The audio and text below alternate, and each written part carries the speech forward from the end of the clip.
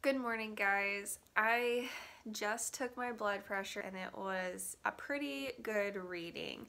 The bottom number, I think, if I remember correctly, was 84, which is normal for me. My normal readings when not pregnant is around 120s over 80s. So that's pretty normal. The 116 was really good. That's actually the lowest it's been for me in the past 2 days, I think. I went to the doctor on Monday for my 32-week checkup, and it read 144 over 78. And I told the nurse that I figured, Kyle's awake now, I figured that it would be high because I get so nervous whenever I'm there, and I wasn't even seeing my regular doctor, which I don't think that has anything to do with it. My doctor is just out for the week, so I saw a different doctor and he was great. The doctor that I saw was super calm, and he said, well, there's no protein in your urine, and I told him that my blood pressure, I had taken it whenever I got home from work just before we turned around to come up there for my appointment, and it was 126 over 77. And he said, if that's what it was before you got here when you were in a calm environment where you're comfortable, then I'm fine with that, and I'm willing to let you go with your blood pressure reading a little high here. He said, just, watch it. Make sure that when you're taking your blood pressure that it's resting, that you're relaxed, and if it's reading like 160s, 70s, 80s, 90s, then that's not acceptable.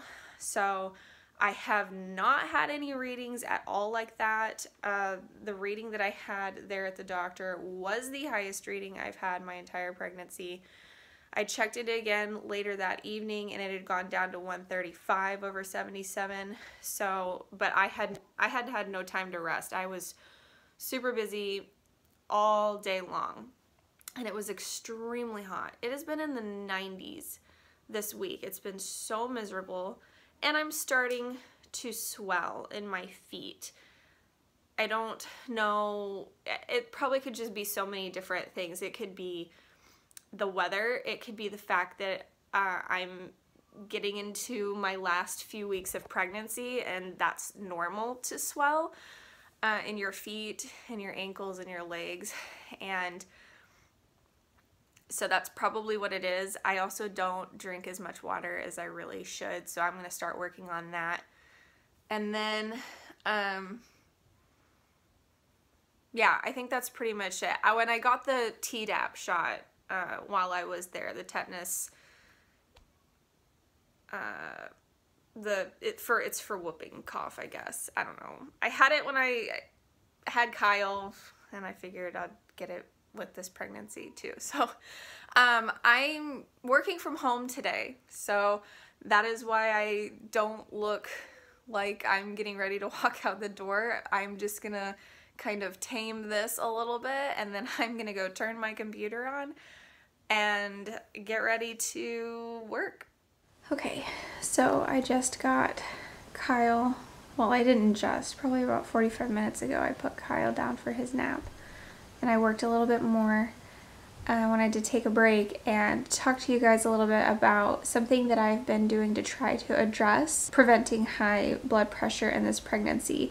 And I went to Essential Oils by Young Living for that. So I am taking a daily aspirin per my doctor for the high blood pressure, but I added an essential oil to my regimen basically to just kind of boost my, I don't even know the word, but just give myself the best chance possible. And the lady that I know who sells Young Living that I go to church with recommended to me ylang-ylang.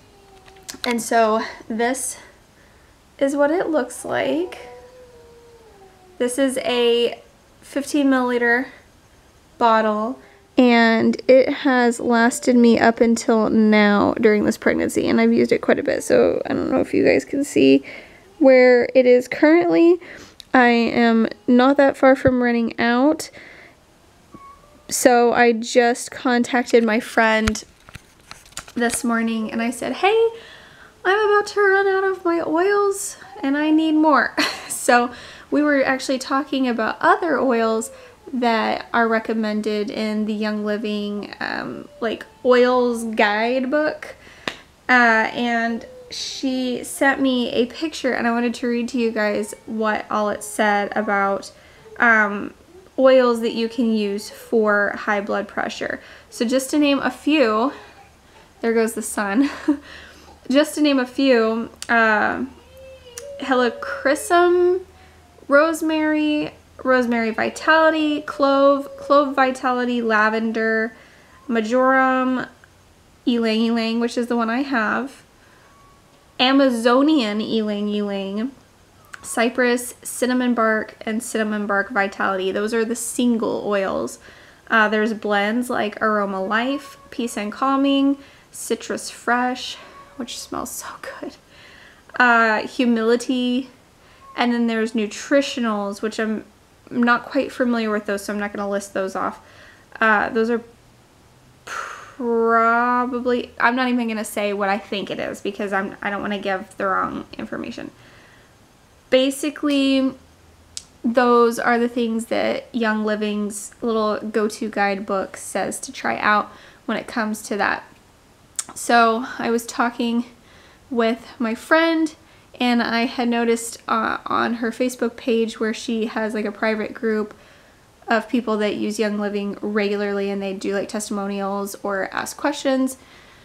And I read several posts that said people using bergamot noticed their blood pressure leveling.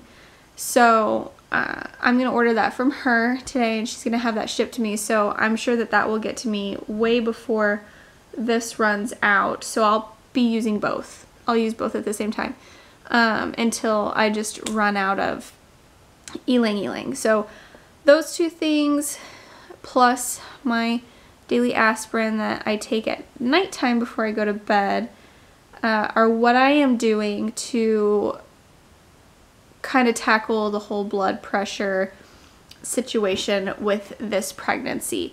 I will continue to take my aspirin and use oils that are known to help with blood pressure after pregnancy, at least until 6 weeks postpartum when I've been cleared.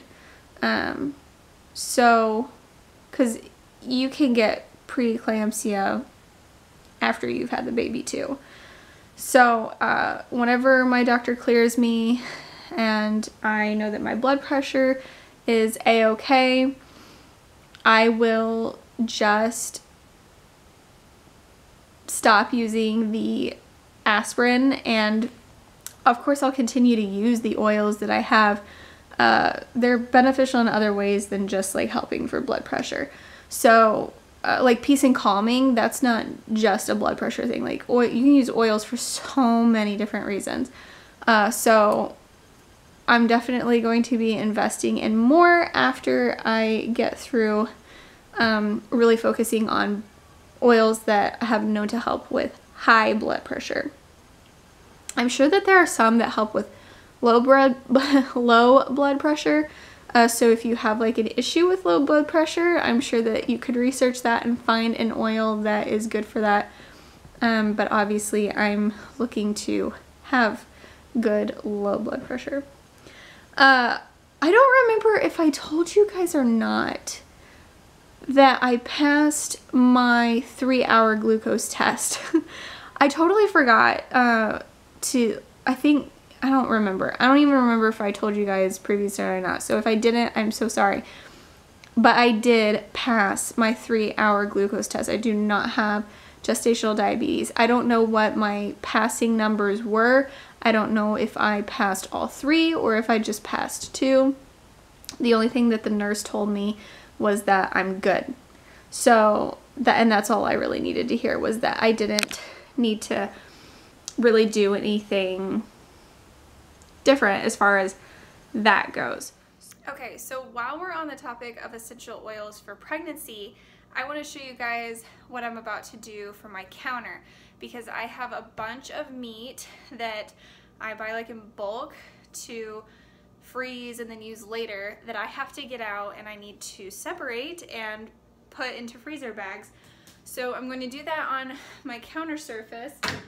Before I do that, and also after, I'm going to clean my counter because it is very filthy.